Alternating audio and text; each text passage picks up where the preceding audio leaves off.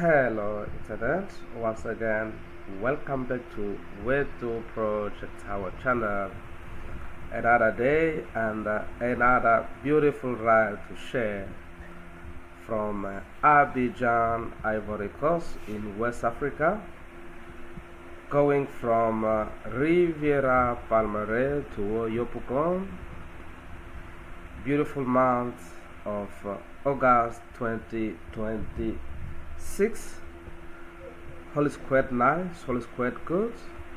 Abidjan normally is one beautiful city in West Africa, and one special about the city is the construction industry, because everybody is building in Abidjan, and not just a house but really big and beautiful apartment. So if you are an investor or you're looking on where to save money that can grow for the future, I believe like this country, Ivory Coast, really is doing quite good in that. Also, as normally people are preparing for the independence, it seems like everywhere people really are mobilized. Authorities are mobilized normally for the upcoming event. It's a custom for us to share beautiful moment, beautiful time of what we see around. Please sit and relax and welcome and enjoy the ride.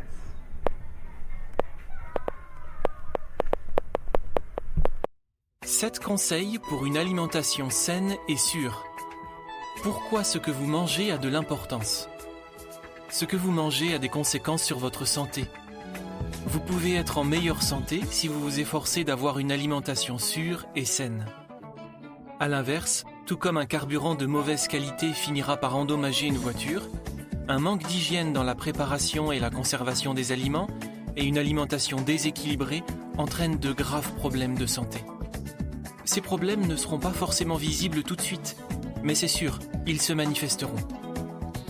L'Organisation mondiale de la santé, OMS, déclare que tous les pays du monde sont touchés par une ou plusieurs formes de malnutrition.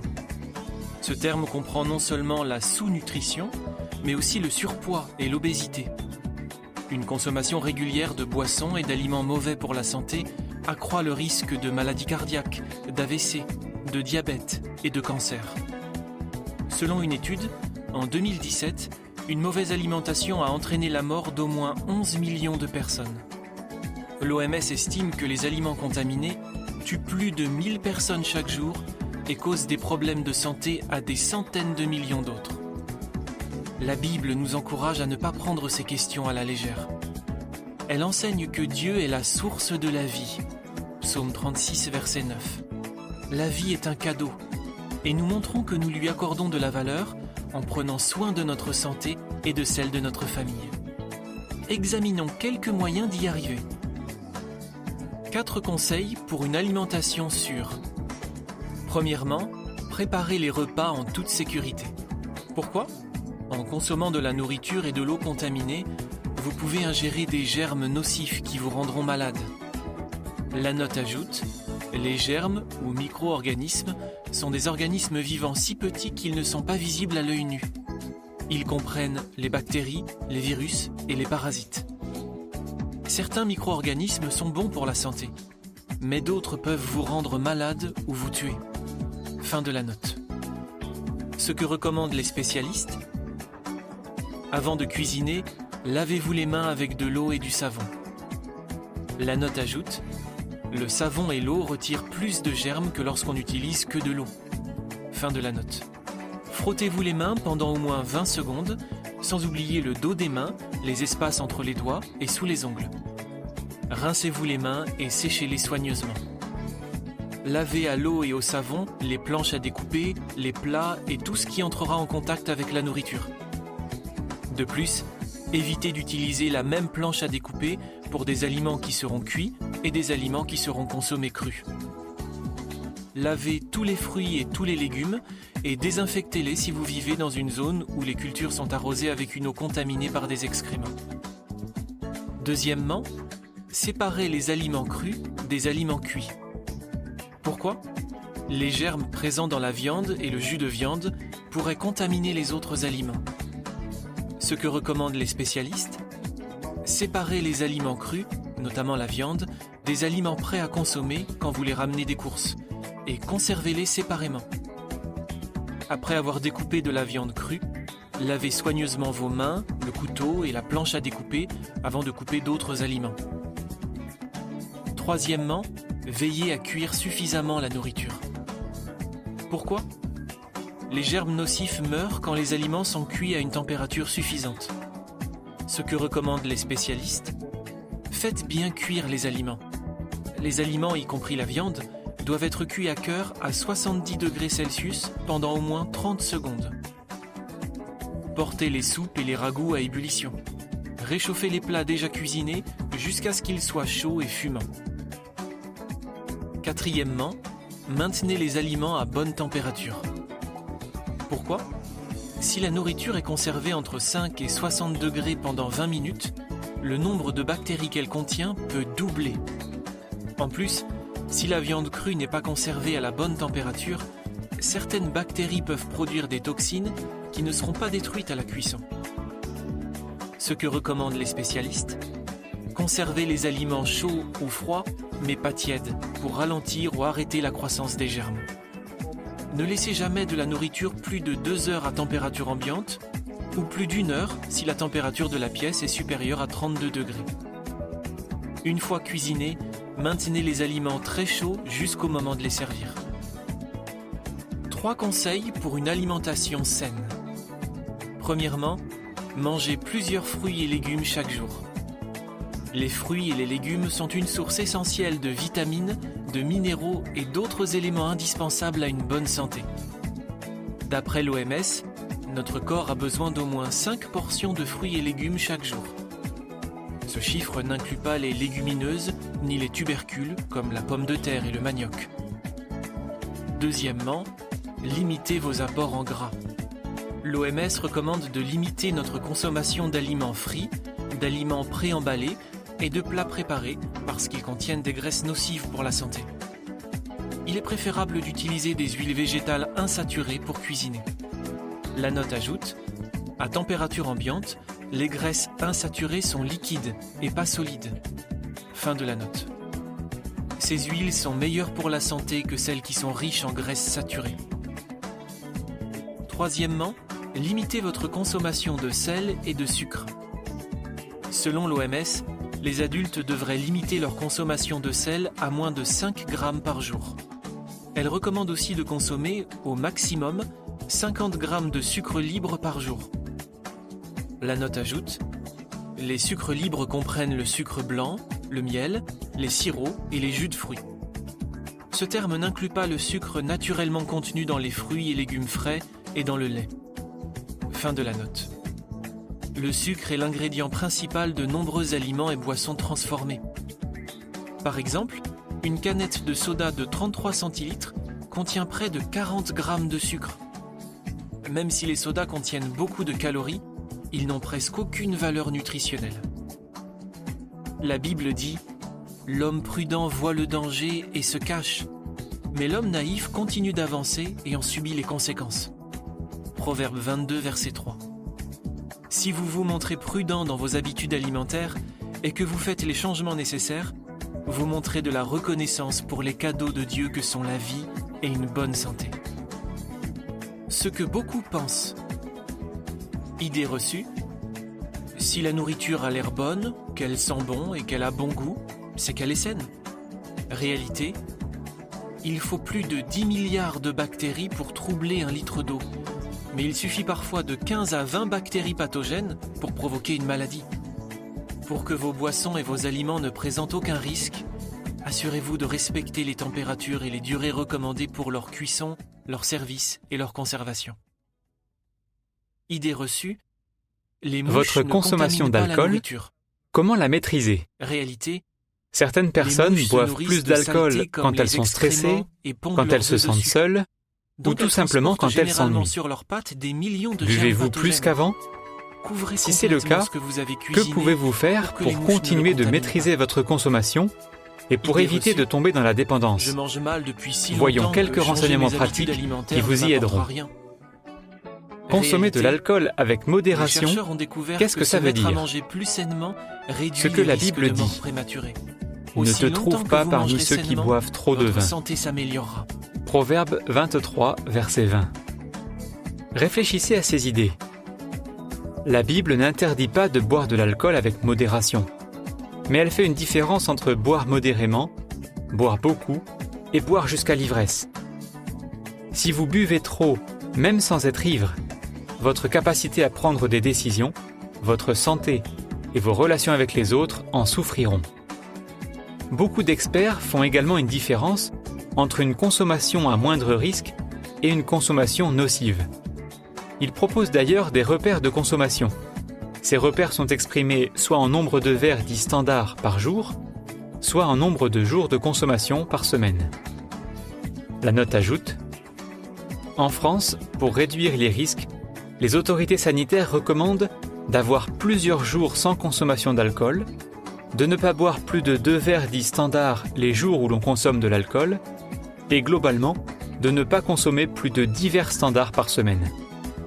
La dose d'alcool contenue dans un verre standard peut varier d'un pays à l'autre. Tournez-vous donc vers un professionnel de santé pour connaître les repères de consommation à moindre risque qui vous concernent. Fin de la note. Toutefois, les effets de l'alcool varient d'une personne à l'autre, et parfois la meilleure décision est de ne pas boire du tout. Voici une recommandation de l'Organisation mondiale de la santé. Même un verre ou 2, c'est déjà trop. Avant de conduire un véhicule ou d'utiliser une machine, pendant toute la durée de la grossesse et de l'allaitement, quand on suit certains traitements médicaux, dans le cas de certaines maladies, quand on ne sait pas se maîtriser. L'abus d'alcool, quels en sont les indices ? Ce que la Bible dit. Examinons et scrutons notre conduite. Lamentation 3, verset 40. Réfléchissez à ces idées. Vous vous épargnerez les effets nuisibles de l'alcool en examinant régulièrement votre consommation et en la modifiant si nécessaire. Mais comment savoir si vous n'êtes plus maître de votre consommation ? Faites le point grâce aux indices ci-dessous. Vous avez besoin d'alcool pour être heureux. Vous vous dites que pour vous détendre, pour vous amuser ou pour passer des moments entre amis, il vous faut absolument de l'alcool. Vous buvez pour affronter vos problèmes. Vous buvez plus qu'avant.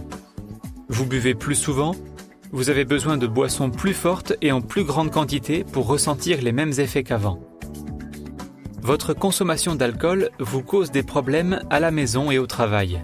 Par exemple, vous dépensez en boissons alcoolisées plus d'argent que vous ne pouvez vous le permettre. Vous prenez des décisions risquées sous l'effet de l'alcool. Vous décidez par exemple de conduire, d'aller nager ou d'utiliser une machine. Votre consommation d'alcool inquiète votre entourage. Quand quelqu'un vous en parle, vous vous mettez sur la défensive. Il vous arrive de boire en cachette ou vous mentez sur votre consommation. Vous avez du mal à arrêter de boire. Vous avez essayé d'arrêter ou de réduire votre consommation, mais vous n'y arrivez pas. 5 conseils pour maîtriser votre consommation d'alcool. Premièrement, fixez-vous des objectifs. Ce que la Bible dit, assurément, les projets de l'homme appliqué mènent à la réussite. Proverbe 21, verset 5. Essayez ceci. Choisissez les jours de la semaine où vous consommerez de l'alcool. Fixez-vous une limite raisonnable pour ne pas dépasser un certain nombre de verres. Réservez-vous 2 jours sans alcool par semaine. Des périodes d'abstinence régulières sont le meilleur moyen de réduire le risque d'être dépendant, déclare une association d'entraide pour les personnes en difficulté avec l'alcool. Deuxièmement, passez à l'action. Ce que la Bible dit, finissez ce que vous avez commencé. 2 Corinthiens 8, verset 11. Essayez ceci. Familiarisez-vous avec la quantité d'alcool contenue dans un verre standard pour bien évaluer votre consommation. Ayez toujours sous la main des boissons saines non alcoolisées que vous aimez. Selon un institut spécialisé, de petits changements réduisent considérablement les risques de problèmes liés à l'alcool. Troisièmement, respectez vos objectifs. Ce que la Bible dit, que votre oui signifie oui et votre non, non. Jacques 5, verset 12. Essayez ceci. Soyez prêt à dire non poliment mais fermement à quelqu'un qui vous offre à boire si sa proposition s'oppose à vos objectifs. Plus vite vous direz non à ce genre de proposition, plus vous augmenterez vos chances de tenir bon, précise l'Institut déjà cité. Quatrièmement, concentrez-vous sur les bons côtés de vos décisions. Ce que la Bible dit, mieux vaut la fin d'une chose que son commencement. Ecclésiaste 7, verset 8. Essayez ceci. Faites la liste des raisons qui vous poussent à maîtriser votre consommation d'alcool. N'oubliez pas des points positifs comme un meilleur sommeil, une meilleure santé, une meilleure situation financière et de meilleures relations avec les autres. Et si vous parlez de vos décisions, concentrez-vous sur ce qu'elles vous apportent de bon et non sur les défis à relever. Cinquièmement, demandez à Dieu de vous aider. Ce que la Bible dit, « Pour toute chose, j'ai de la force grâce à celui qui me donne de la puissance. » Philippiens 4, verset 13. Essayez ceci. Si vous êtes préoccupé par votre consommation d'alcool, demandez à Dieu de vous aider. Priez-le pour avoir de la force et de la maîtrise. La note ajoute, si vous n'arrivez pas à maîtriser votre consommation d'alcool, n'hésitez pas à vous tourner vers un professionnel de santé. Fin de la note. Prenez également le temps de découvrir les conseils pleins de sagesse que contient sa parole, la Bible. Avec l'aide de Dieu, vous pouvez rester maître de votre consommation d'alcool.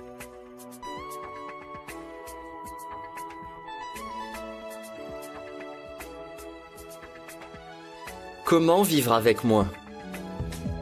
Êtes-vous obligé de vivre avec moins parce qu'en raison d'une crise économique, votre pouvoir d'achat a beaucoup diminué ? Une pandémie, une catastrophe naturelle, des troubles politiques ou un conflit armé peuvent vite déstabiliser l'économie d'un pays. Si vos revenus ont soudainement diminué, cela peut être très stressant. Mais les conseils pleins de sagesse de la Bible peuvent vous aider à prendre des mesures pratiques qui vous permettront de vivre avec moins. Premièrement, acceptez votre nouvelle situation. Principe biblique, j'ai appris le secret aussi bien d'être dans l'abondance que d'être dans le besoin. Philippiens 4, verset 12. Même si vous avez moins d'argent qu'avant, vous pouvez apprendre à vous adapter à votre nouvelle situation financière. Plus vite vous et votre famille accepterez votre situation et commencerez à vous y adapter, mieux vous arriverez à y faire face. Renseignez-vous sur les aides gouvernementales ou humanitaires auxquelles vous avez peut-être droit. Agissez sans tarder, car pour bénéficier de ce genre d'aide, il faut souvent en faire la demande dans un temps limité. Deuxièmement, mobilisez toute la famille. Principe biblique, les projets échouent quand on ne demande pas conseil, mais ils se réalisent quand les conseillers sont nombreux. Proverbe 15, verset 22. Parlez de la situation avec votre conjoint et vos enfants. Avec une bonne communication, vous pouvez aider chaque membre de la famille à comprendre les changements qui seront peut-être nécessaires et à y apporter son soutien. Et si chacun s'efforce de ne pas trop dépenser ni gaspiller, vous vous rendrez compte que vous pouvez faire plus avec l'argent que vous avez. Troisièmement, établissez un budget. Principe biblique, asseyez-vous pour calculer ce que cela vous coûtera. Luc 14, verset 28. Quand on est obligé de vivre avec moins, il est plus important que jamais de savoir précisément où part son argent. Pour établir un budget, commencez par mettre par écrit les revenus mensuels que vous pensez recevoir dans votre nouvelle situation. Ensuite, faites la liste de vos dépenses mensuelles actuelles, même si vous savez qu'elles doivent changer. Essayez d'y inclure une somme réservée aux imprévus ou aux urgences. Astuce, quand vous faites cette liste, n'oubliez pas d'y inclure les petites dépenses. Vous pourriez être surpris de voir la somme d'argent qu'elles représentent avec le temps quand on les met bout à bout. Par exemple, un homme s'est ainsi rendu compte qu'il dépensait chaque année plusieurs centaines d'euros en chewing-gum. Quatrièmement, déterminez quelles dépenses sont prioritaires et faites des changements. Principe biblique, discernez quelles sont les choses les plus importantes. Philippiens 1, verset 10. Comparez vos revenus à vos dépenses et repérez les dépenses que vous pouvez éliminer ou réduire afin de vivre selon les moyens que vous avez maintenant. Examinez les domaines suivants. Moyens de transport. Si vous possédez plusieurs véhicules, pourriez-vous en vendre un ? Si vous avez un véhicule de luxe, pourriez-vous passer à un modèle plus économique ? Pourriez-vous utiliser les transports en commun ou un vélo et vous passer ainsi d'un véhicule ? Divertissement. Pouvez-vous mettre fin, au moins pendant un temps, à votre abonnement à la télévision en streaming, par satellite ou par câble ? Pouvez-vous trouver des solutions moins coûteuses ? Par exemple, il existe peut-être près de chez vous une bibliothèque qui permet d'emprunter des films, des livres électroniques et des livres audio. Consommation d'eau, d'électricité et de gaz. Discutez en famille de la façon dont vous pouvez réduire vos dépenses dans ce domaine. Éteindre les lumières et prendre des douches plus courtes peuvent sembler peu de choses, mais ce genre d'habitude peut vous faire économiser de l'argent. Nourriture. Au lieu d'aller au restaurant, cuisinez. Faites vos menus à l'avance, achetez en gros si possible, cuisinez pour plusieurs repas et utilisez les restes. Avant de vous rendre dans un magasin, faites une liste de courses pour n'acheter que ce dont vous avez besoin. Achetez des fruits et des légumes de saison, ils sont généralement moins chers. Évitez les aliments ultra transformés. Si possible, cultivez un potager. Vêtements. Achetez des vêtements seulement pour remplacer ceux qui sont usés et pas pour suivre la mode. Faites-le en période de solde ou bien recherchez des articles en bon état dans des friperies ou des braderies. Si le climat et votre situation le permettent, faites sécher vos habits à l'air libre. Vous économiserez ainsi sur le coût de fonctionnement d'un sèche-linge. Achat envisagé. Avant d'acheter quelque chose, demandez-vous: est-ce que j'en ai les moyens ? Est-ce que j'en ai vraiment besoin ? Pouvez-vous remettre à plus tard l'achat d'un nouvel appareil électroménager ou électronique ou d'un nouveau véhicule ? D'un autre côté, y a-t-il des choses que vous pouvez vendre parce que vous ne les utilisez plus ou que vous n'en avez plus besoin ? Cela peut vous aider à vous simplifier la vie et vous fournir un complément de revenus. Astuce : si vos revenus ont nettement réduit, cela peut être une motivation supplémentaire pour abandonner des habitudes nuisibles et coûteuses, comme fumer, jouer à des jeux d'argent ou boire à l'excès. Ces changements peuvent non seulement vous faire des économies, mais aussi améliorer votre qualité de vie. Cinquièmement, intéressez-vous aux questions spirituelles. Principe biblique : heureux ceux qui sont conscients de leurs besoins spirituels. Matthieu 5, verset 3. La Bible donne ce conseil équilibré: la sagesse est une protection tout comme l'argent est une protection. Mais voici l'avantage de la connaissance: la sagesse préserve la vie de celui qui la possède. Ecclésiaste 7, verset 12. Cette sagesse se trouve dans la Bible. De nombreuses personnes ont constaté qu'appliquer ces conseils les aide à ne pas trop s'inquiéter à propos de questions financières.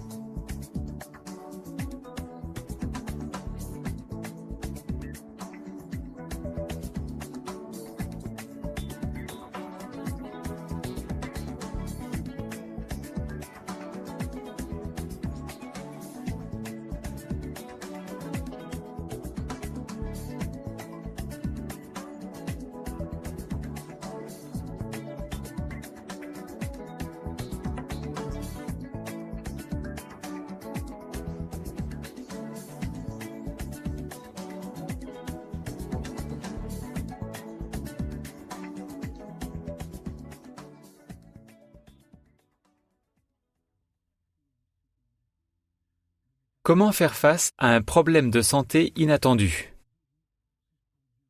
Votre santé s'est-elle soudainement détériorée? Alors vous savez qu'un problème de santé peut être épuisant à la fois mentalement et affectivement, et qu'un traitement médical peut coûter très cher.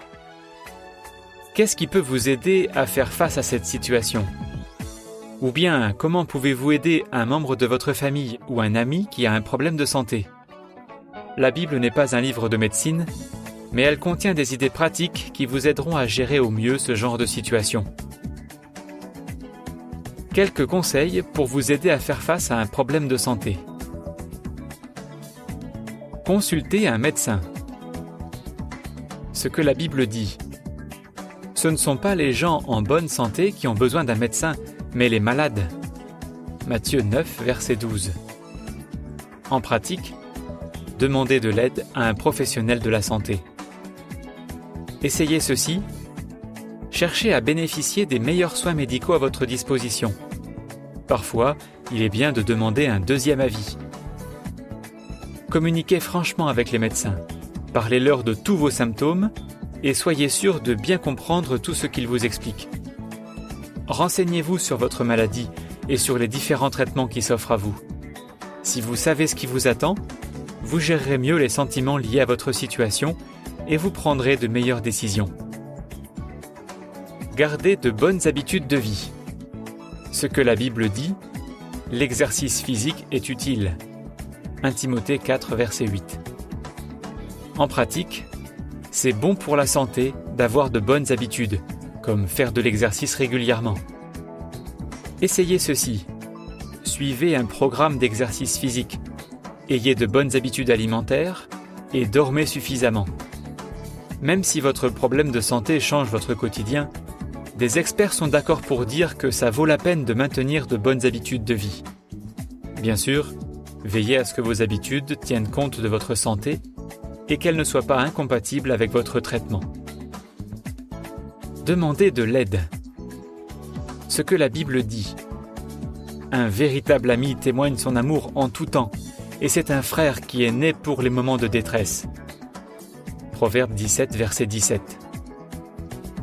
En pratique, vos amis peuvent vous aider à endurer une épreuve. Essayez ceci. Parlez à un ami à qui vous pouvez dire tout ce que vous ressentez. Cela permettra d'atténuer le stress qu'on ressent quand notre santé décline. Vos amis et votre famille veulent sans doute vous apporter une aide pratique, mais ils ne savent pas forcément quoi faire. Alors dites-leur clairement ce qu'ils peuvent faire pour vous aider. Soyez raisonnable dans ce que vous leur demandez et n'oubliez jamais de les remercier pour l'aide qu'ils vous apportent. D'un autre côté, même si vos amis veulent vous aider, ils pourraient sans s'en rendre compte devenir envahissants. Alors peut-être qu'il vous faudra établir certaines limites, par exemple en ce qui concerne la durée des visites ou leur fréquence. Restez positif. Ce que la Bible dit, un cœur joyeux est un bon remède, alors qu'un esprit effondré fait perdre toute force. Proverbe 17, verset 22. En pratique, être positif et garder espoir peut vous permettre de rester calme face à un problème de santé stressant. Essayez ceci. Concentrez-vous sur des choses que vous pouvez faire et pas sur ce que vous ne maîtrisez pas. Ne vous comparez pas aux autres. Ne comparez pas non plus ce que vous faites aujourd'hui avec ce que vous pouviez faire avant la maladie. Fixez-vous des objectifs raisonnables. Ils vous aideront à regarder l'avenir avec optimisme. Faites des choses pour les autres en fonction de ce que votre situation vous permet. Le bonheur de donner empêchera les sentiments négatifs de prendre le dessus. Dieu peut-il vous aider à affronter un problème de santé ? La Bible affirme que Jéhovah peut aider une personne à supporter un problème de santé.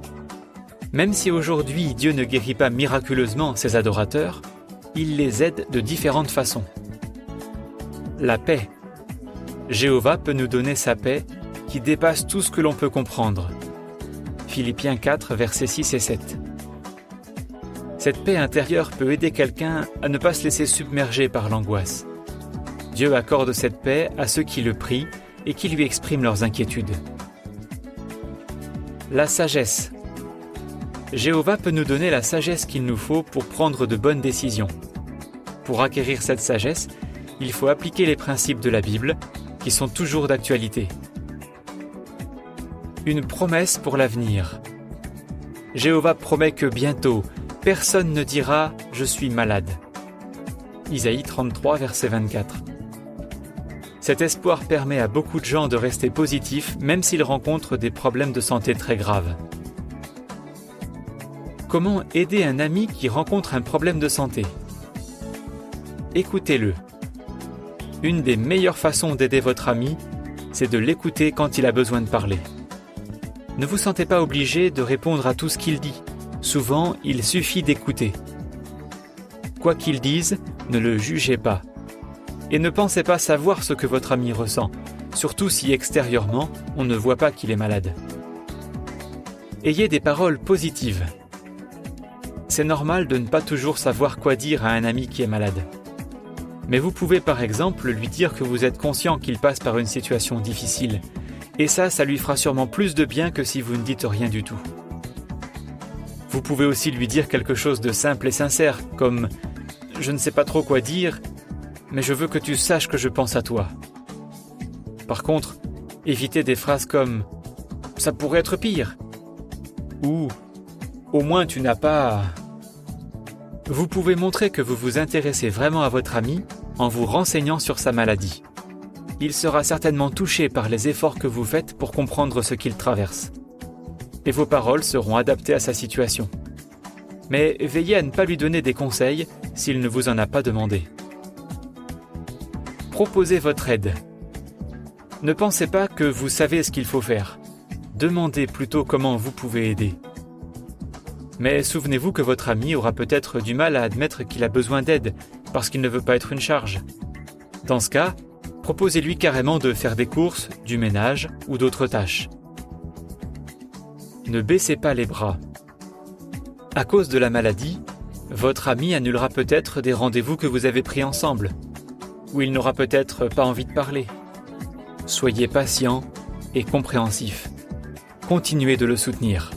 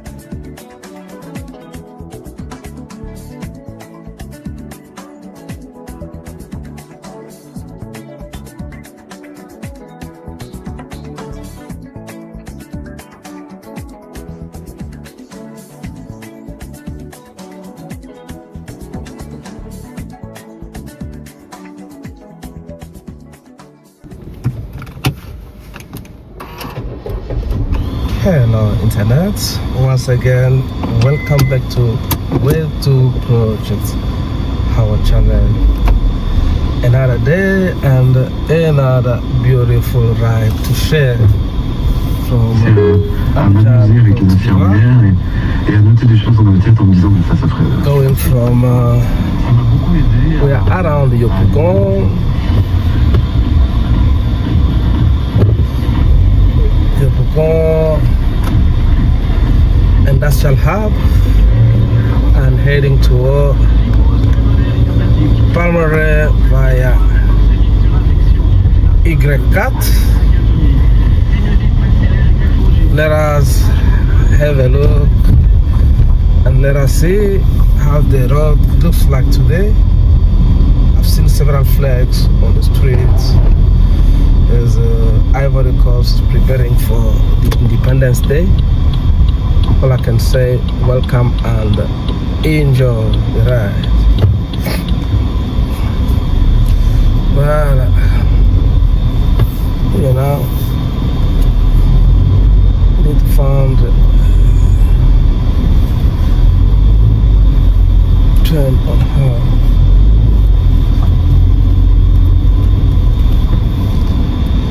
Now we turn around.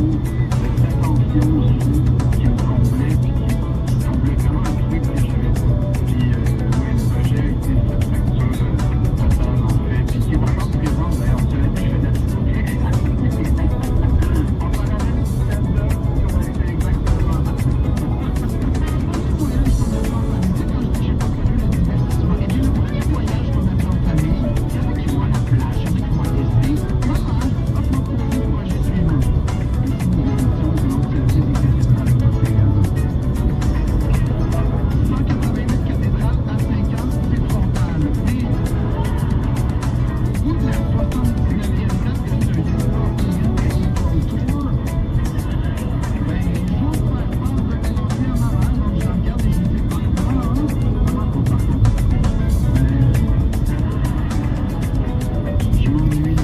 Et maman te répond que excuse-moi qu'il faut poser, mais je pense que c'est pas la chance que tu as. Est-ce que tu sais combien d'enfants de 5 ans qui veulent passer leurs étés dans les cathédrales européennes? Sachant que la réponse est statue des Florence Mendel, humoriste belge et autiste, est très au clair sur l'utilisation de l'humour comme une forme de thérapie. J'aime pas trop cette idée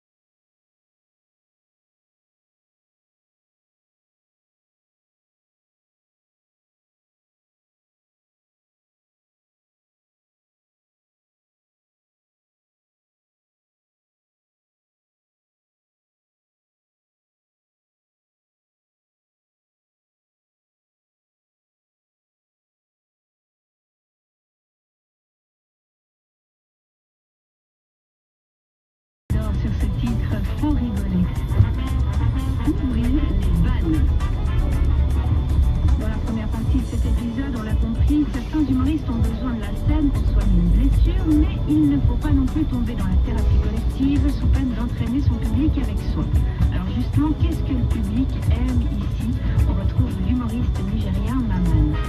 On entend un sketch à la radio, on ne voit pas l'humoriste, on entend la vanne et on éclate de rire. Et qui c'est ce mec-là, qui c'est? Et puis on se renseigne, on voit qui c'est. Mais déjà le fait de déclencher ce réflexe, ce rire, ça veut dire qu'il a touché quelque chose en nous. Il y a sa clé à trouver la serrure qui est dans notre âme et la fait rire. C'est le spectacle vivant, d'un spectacle d'un jour à l'autre, le même sketch peut faire rire non-stop. Et puis le lendemain, la même blague, la même panne qui a fait rire la veille, et bien là, rien. Mais ça vient en fait de l'humoriste. On n'a pas bien donné la manne, puisque on est des êtres vivants. Peut-être qu'on a fait des histoires avec nos femmes, peut-être qu'on est malade, peut-être qu'on a des soucis. Et des fois, sur scène, ça se sent et on n'arrive pas à bien envoyer la vanne, véhiculer le message. Et ça, c'est le travail qui peut surmonter ça.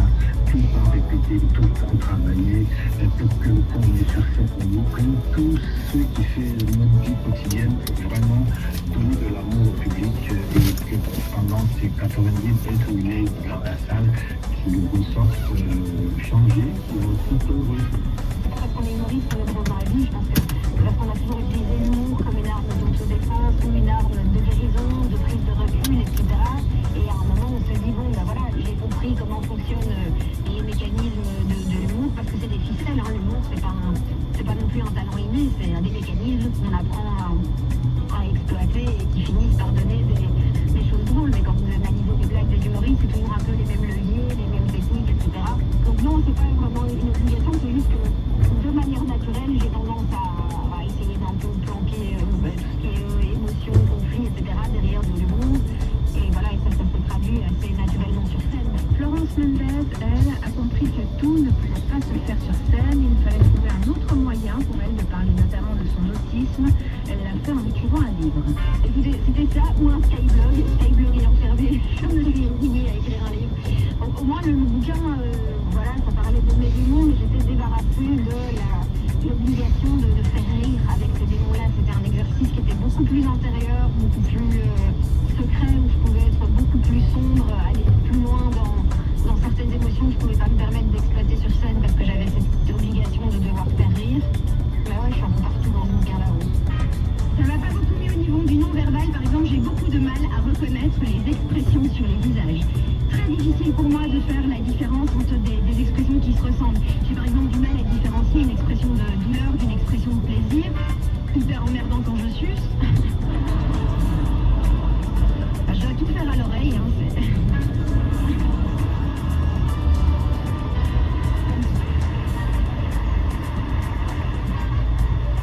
Bon, Florence Mendez, elle n'a pas beaucoup de filtres, mais je pense que d'autres humoristes gardent certaines choses privées quand même, non?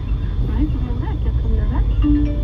Ma femme et moi, on a 2 enfants en bas âge et contrairement à mes collègues humoristes masculins, il faut tout le temps que je m'en occupe, moi, de ces enfants-là. Et je trouve ça extrêmement prenant. Toute la semaine, j'ai eu des rencontres avec une orthophoniste. Mais ils parlent bien maintenant. On est fiers d'eux. Ils ont dit leur premier mot. Papa.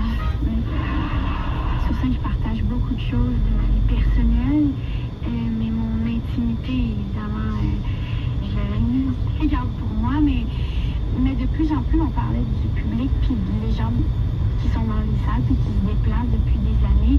Et pour moi, c'est devenu un peu comme une pudeur qui, à chaque spectacle, je la perds de plus en plus, puis je me dévoile de plus en plus, au même titre qu'on se dévoile avec des gens qu'on pourrait rencontrer dans le cadre du travail, dans nos amitiés. Je me sens comme ça avec le public. Bonsoir tout le monde. Écoutez, certains d'entre vous le savent, moi je viens de l'Ontario et récemment j'ai finalisé tous les papiers, toute la paperasse, et je peux maintenant dire que je suis officiellement québécoise. Oh là là, oh oh là là, quelque chose n'est pas bon devant, dans l'autre direction. Souvent, quand vous voyez ceux qui conduisent des motos stopper sur la route en groupe, c'est qu'il doit avoir un souci. Et c'est surtout lié à un accident la plupart du temps. Donc, espérons que ce n'est pas grave. Sincèrement, il y a trop d'accidents de moto sur la route Abidjan, car nos amis motards souvent se faufilent entre le véhicule. Et si c'est un poids lourd, dans ce cas précis, je vois là, il y a un véhicule qui est stoppé, si c'est l'ambulance. C'est souvent difficile parce que si le chauffeur ne voit pas ce qui se passe au fait à côté, de tel cas, ça peut être critique. Vous voyez, il y a beaucoup de motards qui se sont arrêtés. Ça signifie qu'il doit avoir un problème. Espérons que ce n'est pas vraiment grave, car ce n'est pas une bonne situation. C'est pas une bonne situation. Quelqu'un est sorti pour chercher la vie. Souvent, quand de telles choses arrivent, cela vraiment n'est pas une bonne chose. Seems like the guy. Oh mon Dieu. Voilà. Oh là là là là. Il n'est plus. Oh là là. Il n'est plus malheureusement. Je vois là, si vous regardez un peu bien à gauche, devant le véhicule, le poids lourd. Voilà. Il y a le capot blanc. Ça signifie quelqu'un. Oh, il n'est plus. Malheureusement. Désolé vraiment. Paix à son âme. Oh God. Voilà. Ça c'est pas bon. La personne est sortie pour chercher pour la famille. Malheureusement, il ne va plus retourner à la maison. Il nous a quittés brusquement. Ça vraiment c'est une fin tragique. Quelque chose qui n'est pas bon. C'est pour cela des fois il faut être vraiment prudent. C'est mieux d'arriver en retard que d'être trop pressé et de ne pas arriver. Ça c'est vraiment tragique. Et je ne sais pas ce qui s'est passé. Donc il y a vraiment un souci. Voilà, la route est bloquée. Donc l'ami nous a quittés. Désolé pour ça. Désolé vraiment. Il y a trop d'accidents de moto. Ça c'est pas une bonne nouvelle pour la famille. Ouais. C'est pas une bonne nouvelle. Désolé. Ouf. Heartbreaking, guys. Not good to witness such drama. It's not good. So somebody has been hit by a truck and he just died on the spot. Oh goodness.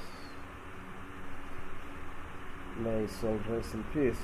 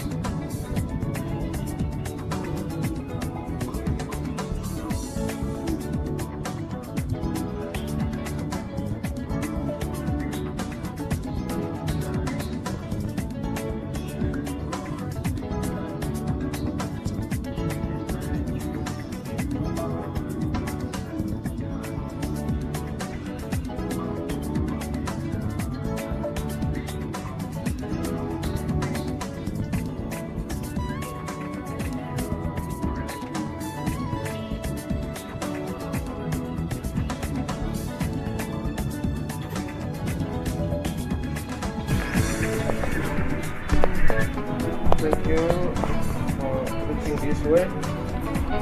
So now we are heading to a plateau from Yopougon National Park.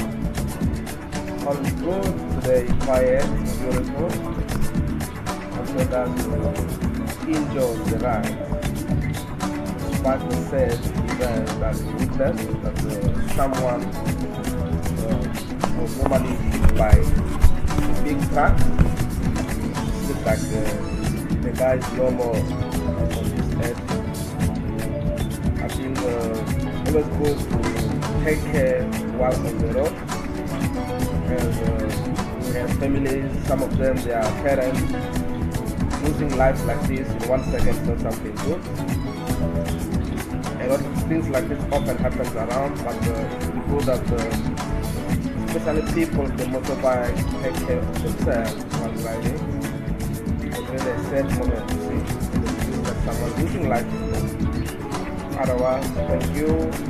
Hope you enjoy the ride in Abidjan.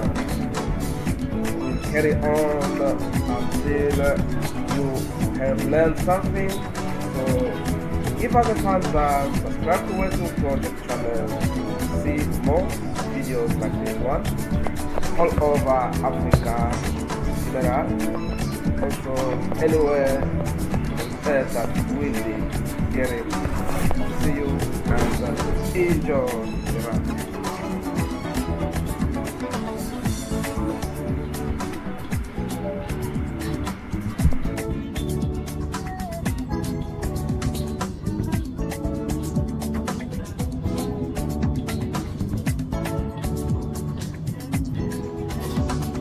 Perte d'emploi, des principes bibliques qui peuvent vous aider. Perdre son travail peut entraîner des difficultés financières, mais cela peut aussi avoir des conséquences sur la vie de famille et sur la santé mentale et affective. Voici quelques idées pratiques basées sur les principes indémodables de la Bible. Parlez aux autres de ce que vous ressentez. Ce que dit la Bible: un véritable ami témoigne son amour en tout temps. Proverbe 17, verset 17. Quand on perd son travail, on peut être triste, en colère ou perdu, ou encore avoir un profond sentiment d'échec. Si vous dites ce que vous ressentez aux membres de votre famille ou à des amis proches, ils pourront vous soutenir. Ils pourront aussi vous donner des suggestions pratiques qui vous aideront à aller de l'avant. Ne vous inquiétez pas trop. Ce que dit la Bible: ne vous inquiétez jamais du lendemain, car le lendemain aura ses propres inquiétudes. Matthieu 6, verset 34. La Bible nous encourage à être prévoyants, toutefois elle nous recommande aussi de ne pas trop nous inquiéter à propos de l'avenir. Et il faut bien reconnaître que nous nous inquiétons souvent à propos de choses qui n'arrivent jamais. Mieux vaut vivre un jour à la fois. On trouve dans la Bible d'autres conseils pratiques sur la gestion du stress. Pour en savoir plus, lisez l'article « Comment gérer le stress ». Ajustez votre budget. Ce que dit la Bible: j'ai appris à être dans l'abondance et à être dans le besoin. Philippiens 4, verset 12. Adaptez-vous à votre nouvelle situation. Cela signifie que pour vivre selon vos moyens, il vous faudra changer la façon dont vous dépensez votre argent. Veillez aussi à ne pas contracter de dettes inutiles. L'article « Comment vivre avec moins » contient d'autres suggestions qui vous aideront à adapter votre budget à vos rentrées d'argent. Utilisez bien votre temps. Ce que dit la Bible: continuez à vous conduire avec sagesse et faites le meilleur usage possible de votre temps. Colossiens 4, verset 5.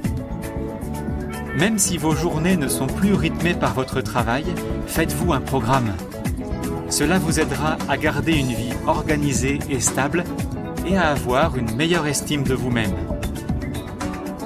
Soyez souple. Ce que dit la Bible: tout travail soutenu procure des bienfaits. Proverbe 14, verset 23. Soyez prêt à faire un travail différent de ce que vous faisiez jusque-là. Ne refusez pas forcément un emploi, sous prétexte qu'il est moins valorisant ou moins bien payé que celui d'avant. Soyez persévérants. Ce que dit la Bible, sème tes graines le matin et ne laisse pas reposer ta main jusqu'au soir, car tu ne sais pas laquelle poussera. Ecclésiaste 11, verset 6. N'abandonnez pas. Faites savoir que vous cherchez du travail. Parlez-en à votre famille, à vos connaissances, à vos anciens collègues, à vos voisins, etc. Consultez les offres publiées dans les agences pour l'emploi, dans les petites annonces et sur le site internet des entreprises. Soyez prêts à passer de nombreux entretiens d'embauche et à envoyer beaucoup de CV avant de trouver un travail.